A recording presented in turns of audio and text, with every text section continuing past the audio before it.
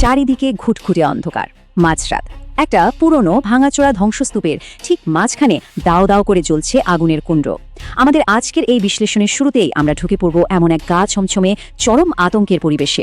এটা আসলে কোনো সাধারণ গল্প নয়, বরং এমন এক ভয়াবহ অন্ধকারের আখ্যান যা মানুষের ভেতরের সবচেয়ে গভীর ভয়কে জাগিয়ে তোলে।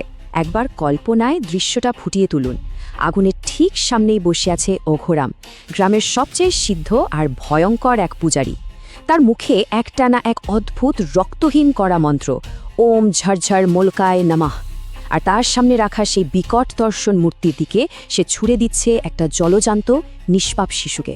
শিশুটি জ্বলন্ত ভাটায় গিয়ে পড়ার সাথে সাথে আগুনের লেলিহান শিখা যেন আকাশ ছুঁতে চাইছে। চরম এক নিষ্ঠুরতা দিয়ে এই আখ্যানটা কিন্তু শুরু থেকেই তার নিজস্ব একটা আপসহীন ভয়ের জগৎ তৈরি করে নেয়। পর্ব ১, মোলচের জাগরণ। ঠিক কিভাবে একটা গোটা গ্রাম এই পক্ষাঘাতগ্রস্ত আতঙ্কের কবলে পড়ে, সেই চরম ভয়ের শুরুটা এখানেই। চলুন বিষয়টা একটু গভীরভাবে বুঝে নেওয়া যাক। মূর্তির গঠনটা একটু লক্ষ্য করলেই বুঝবেন মোলচ কোনো সাধারণ মূর্তি নয়। এর শরীরটা মানুষের মতো হলেও মাথাটা একটা মহিষের, আর সবচেয়ে ভয়ঙ্কর অংশ হলো এর পেট, যেটা আক্ষরিক অর্থেই একটা জ্বলন্ত অগ্নিকুণ্ড। এই সত্তা চরম পবিত্রতার দাবি করে, আর সবচেয়ে বড় ট্যাবু হলো সেই পবিত্রতার মূল্য হিসেবে সে চায় শিশুদের বলিদান। পর্ব ২, অজানাকে হাতিয়ার বানানো। কিভাবে খরা, দুর্ভিক্ষ আর মহামারীর মতো অদৃশ্য হুমকিকে কাজে লাগিয়ে অজানার প্রতি ভয়কে সুকৌশলে হাতিয়ার হিসেবে ব্যবহার করা হয়, সেটাই দেখব এবার। এখানে ফুটে ওঠা বিপরীত চিত্রটা আসলে ভীষণ মর্মান্তিক। একদিকে কাঙ্ক্ষিত আশীর্বাদ, প্রচুর ফসল আর রোগ ব্যাধি থেকে সুরক্ষা, কিন্তু এই চুক্তির নিষ্ঠুর বাস্তবতাটা কি? অমাবস্যার ঘুটঘুটে অন্ধকারে নিজেদেরই গ্রামের নিষ্পাপ শিশুদের আগুনে ছুঁড়ে মারা। বাঁচার জন্য মরিয়া হয়ে গ্রামের মানুষ কিভাবে এই ভয়ঙ্কর মূল্যের দিক থেকে নিজেদের চোখ ফিরিয়ে নেয়, সেটাই এখানকার সবচেয়ে ট্র্যাজিক ব্যাপার। পর্ব ৩, অন্ধ বিশ্বাসের মূল্য।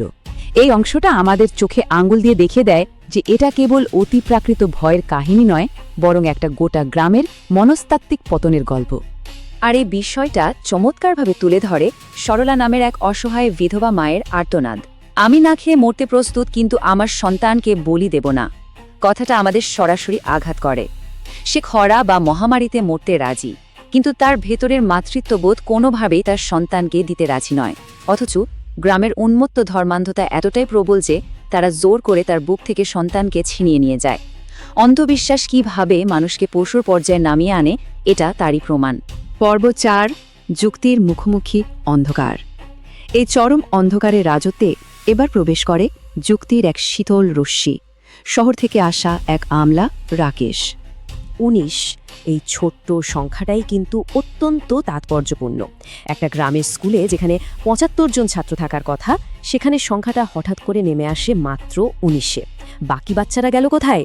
এ খুব সাধারণ আমলাতান্ত্রিক প্রশ্নটাই রাকেশকে এমন এক ভয়ঙ্কর তদন্তের দিকে টেনে নিয়ে যায় যা ছিল কল্পনারও বাইরে। রাকেশের এই তদন্তের টাইমলাইনটার দিকে যদি আমরা নজর দিই, তাহলে দেখব লজিক কিভাবে একটু একটু করে অতিপ্রাকৃত আতঙ্কের কাছে হার মানছে। প্রথম দিন গ্রামে ঢুকেই সে এক অস্বাভাবিক নীরবতা দেখতে পায়, রাস্তায় কোনো শিশু নেই। দ্বিতীয় দিন সে দেখে রেকর্ডে বাচ্চাদের সংখ্যা অস্বাভাবিকভাবে কমছে। তৃতীয় দিনে সে এমন কিছু দেখে যা তার যুক্তিবাদী মনকে প্রবল নাড়া দেয়। আর তৃতীয় রাতে এক ড্রাগ মেশানো দুঃস্বপ্ন তার আমলাতান্ত্রিক লজিককে পুরোপুরি চুরমার করে দেয়। এই স্লাইডের সবচেয়ে কৌতূহলোদ্দীপক এবং ভয়ঙ্কর বিষয়টা কি জানেন? কিভাবে এই প্রথাটা গ্রামের শিশুদের মনস্তত্ত্বে একেবারে ক্যান্সারের মতো ছড়িয়ে পড়েছে। ভাবা যায়, বাচ্চারা মন্দিরের মাঠে মাটির তৈরি মোলচের মূর্তি নিয়ে একটা বলিদান খেলা খেলছে। এটা স্পষ্ট প্রমাণ করে যে আতঙ্ক শুধু বর্তমানকে নয়, এই গ্রামের ভবিষ্যৎ প্রজন্মকেও পুরোপুরি গ্রাস করে নিয়েছে। পর্ব ৫, নির্মম সত্যের উন্মোচন। এবার গল্পটা এগোয়ে তার চূড়ান্ত পরিণতির দিকে, যেখানে উন্মোচিত হয় এক বিশৃঙ্খল আর হিংস্র সত্য। পরিস্থিতি এবার একেবারে চরমে। শরবতের সাথে মেশানো মাদকের ঘোর কাটিয়ে রাকেশ মাঝরাতে জেগে ওঠে। সে ছাদ থেকে জঙ্গলের গভীরে আগুনের শিখা দেখতে পায়, আর নিঃশব্দে সেই ধ্বংসস্তূপের দিকে এগিয়ে যায়। রাতের ওই নিস্তব্ধতায় সরাসরি মুখোমুখি হওয়ার টানটান উত্তেজনা, আর প্রতিটা পদক্ষেপেই যেন একটা অজানা আতঙ্ক। আগুনের সামনে দাঁড়িয়ে অঘোরাম তার আসল রূপ প্রকাশ করে। এ কোনো দেবতা নয়, শয়তান, আর আমি হব তার আসল উত্তরাধিকারী। কোনো আড়াল না রেখেই রাকেশের সামনে এই ভয়ঙ্কর অহংকারী স্বীকারোক্তি দেয় সে। এই বলিদান আসলে কোনো দেবতার জন্য ছিলই না। অমরত্ব লাভের আশায় এটা ছিল স্রেফ এক ক্ষমতালোভী মানুষের সাইকোপ্যাথিক ষড়যন্ত্র। কিন্তু অঘোরাম ঘুণাক্ষরেও জানত না যে রাকেশ একা আসেনি। সে গ্রামের প্রবীণদেরও সাথে করে এনেছিল অন্ধকারের আড়ালে। আর ঠিক এই মুহূর্তেটায় গ্রামের মানুষদের এতদিনের অন্ধবিশ্বাস একেবারে কাচের মতো ভেঙে চুরমার হয়ে যায়। তারা বুঝতে পারে কোনো দেবতা নয়, স্রেফ একজন খুনির লালসার শিকার হয়ে তারা নিজেদের আদরের সন্তানদের আগুনে পুড়িয়েছে। আর এরপরেই চরম প্রতিশোধের আগুন জ্বলে ওঠে। যে আগুন ও জ্বালিয়েছে ওকে সেই আগুনেই ফেলে দাও। পরিস্থিতি মুহূর্তের মধ্যে ভয়ানক আর হিংস্র হয়ে ওঠে। গ্রামের মানুষের পুঞ্জীভূত ক্ষোভ আছড়ে পড়ে এই ভণ্ড পূজারীর ওপর। কোনো তন্ত্রমন্ত্র তাকে বাঁচাতে পারে না। যে আগুনের কুণ্ড সে নিজে সাজিয়েছিল, গ্রামবাসীরা তাকে সেই মলচের জ্বলন্ত পেটেই সজোরে নিক্ষেপ করে। পর্ব 6, এক অন্তহীন চক্রের ধারাবাহিকতা। এই গল্পটা আসলে এখানেই শেষ হয় না। একটা মানুষকে ধ্বংস করলেই কি শেকড় গেড়ে বসা এই চরম অশুভ আর ভয়ের চক্র মুছে যায়?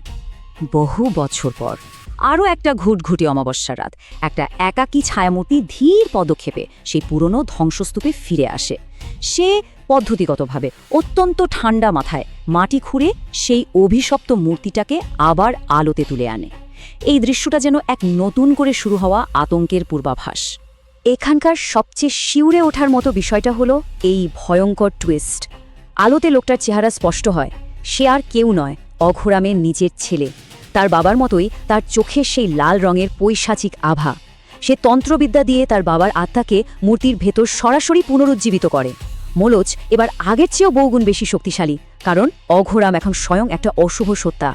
আর ঠিক এখানেই এই বিশ্লেষণটা আমাদের এক গভীর প্রশ্নের সামনে দাঁড় করিয়ে দেয়।